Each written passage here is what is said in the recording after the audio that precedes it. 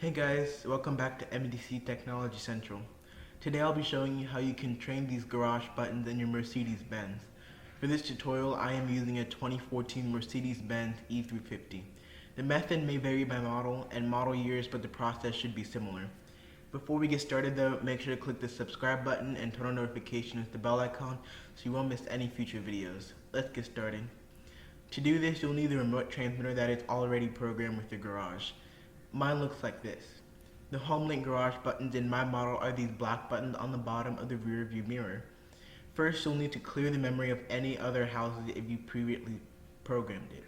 To do this, press and hold the outermost buttons until the LED light turns green.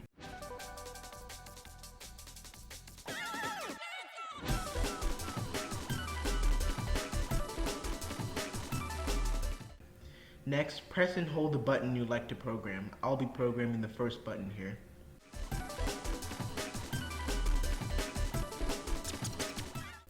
After a moment, the LED light will turn yellow. Release it and it will flash yellow, meaning that it is ready for programming.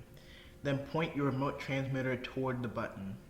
Press and hold the button that is programmed to your garage door on your remote until the LED light flashes green. If your garage doesn't have a rolling code, you are done. Otherwise, if it does have a rolling code, press the program button on your garage door's hub. On my model, it is a yellow button. Then come back into the car and press and hold the button you are programming until the garage door closes. Now you have successfully programmed the garage door buttons in your Mercedes-Benz.